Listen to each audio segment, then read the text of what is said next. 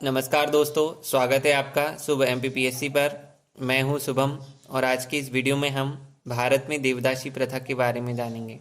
हम जानेंगे इस प्रथा का प्रचलन भारत में कब से हुआ, इस प्रथा के प्रचलन के पीछे क्या कुछ कारण रहे। तो आइए जानते हैं देवदासी प्रथा को। अगर हम भारत में देवदासी प्रथा की बात करें तो 6वीं और 7वीं शताब्दी के लगभग इसकी शुरुआत हो चुकी थी भारत के दक्षिण भारत के विभिन्न राज्यों में। अगर दक्षिण भारतीय राज्यों में अगर हम बात की जाए तो जिसमें कर्नाटक, आंध्र प्रदेश, तमिलनाडु, महाराष्ट्र और गोवा प्रमुख राज्य हैं जहां यह प्रथा प्रचलन में आई। और चोर, चेर और पांड्य राजाओं ने इस प्रथा को संरक्षण दिया या इन शासकों के द्वारा इस प्रथा को बढ़ावा दिया गया। अगर हम बात करें इस प्रथा की तो देवदासी प्रथा में महिलाओं को भगवान की पत्नी समझा जाता था और मंदिरों को सौंप दिया जाता था, जहां मंदिर के पुजारी इन महिलाओं का शारीरिक शोषण करते थे और इस तरीके से ये प्रथा कुप्रथा में तब्दील हो गई और महिलाओं के शारीरिक शोषण का एक माध्यम बन गई। इसके पीछे मुख्य कारण ये रहा, एक तो धार्मिक अंधविश्वास, जिसमें लोगों का एक भगवान की पत्नी समझना और मंदिरों को सौंपना एक तरीके से धार्मिक अंधविश्वास को दर्शाता है और जहाँ ये महिलाएं शारीरिक शोषण का शिकार बनती रहीं।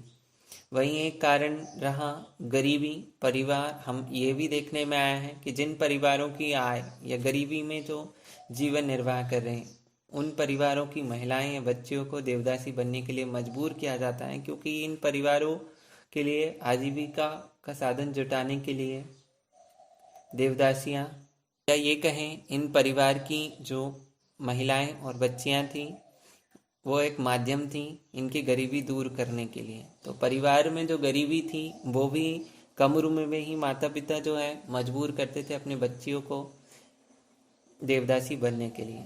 और तीसरा एक अन्य कारण हम देखें कि कानून की समझ नहीं होना।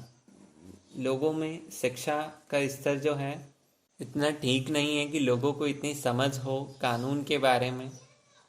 और एक अन्य कारण हम ये कह सकते हैं कि कानून की परवाह न होना भी एक कारण। लोग अपने धार्मिक अंधविश्वास में इतने ज़्यादा संलिप्त हो चुके हैं कि उन्हें कानून की कोई परवाह ही नहीं है।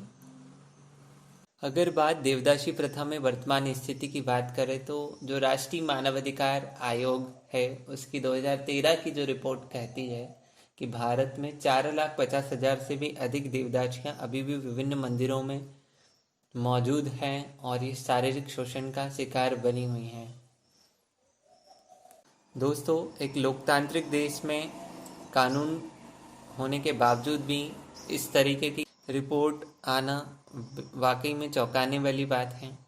और इस कुप्रथा के क्या कुछ दुष्परिणाम रहे वो उनको जानते हैं हम। तो एड्स जैसी गंभीर बीमारियों का खतरा महिलाओं को बना रहा, बच्चियों को वेश्यावृत्ति को बढ़ावा मिला और नैतिक मूल्यों का पतन हुआ, क्योंकि इसने पूरे जो सामाजिक ताने बाने का है एक तरीके से पूरा उसको नष्ट करके रख दिया, उसका क्षरण करके रख दिया इस कुप्रथा के माध्यम से।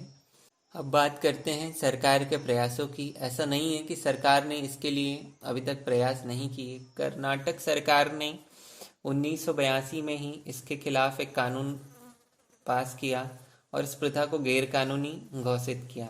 वहीं उसके 6 वर्ष बाद 1988 में आंध्र प्रदेश सरकार ने भी इस प्रथा को कानूनी तौर पर गैर कानूनी घोषित किया।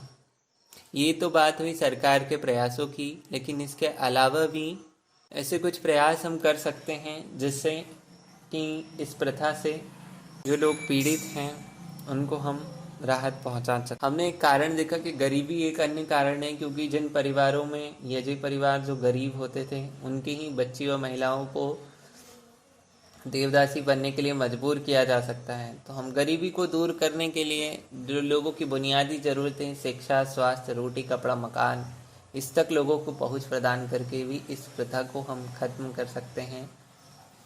और कानून तो अपनी जगह है ही। तो दोस्तों, ये था भारत में देवदासी प्रथा पे आपको एक व्यू देने का हमारा प्रयास। दोस्तों, देवदासी प्रथा में 3 मार्क्स में भी पीएससी में पूछा जा सकता है या 1 या 2 जो लाइन में हमको लिखने के लिए आंसर आते हैं, उसमें आपको शॉर्ट में भी लिखने को आ सकते हैं कि प्रथा किन राज्यों में प्रचलित हैं, उनके नाम लिखिए या इस प्रथा के कोई 2 कारण लिखिए। ये 5 मार्क्स क्वेश्चन में भी आपको शॉर्ट नोट लिखने के लिए आ सकता है। तो ये एक व्यू था हमारी ओर से इस प्रथा पर आपको देने के लिए। फ्रेंड्स, इसी तरह अन्य वीडियो में भी हम और भी टॉपिक्स को कवर करेंगे, हमारे साथ बने रहिए। अगर आपको वीडियो पसंद आया तो प्लीज़ वीडियो को लाइक कीजिए और चैनल को सब्सक्राइब कीजिए। साथ ही अपने दोस्तों के साथ शेयर कीजिए, जिससे आने वाले समय में आपके लिए और भी सार्थक और अच्छा हम ला सकें। धन्यवाद दोस्तों।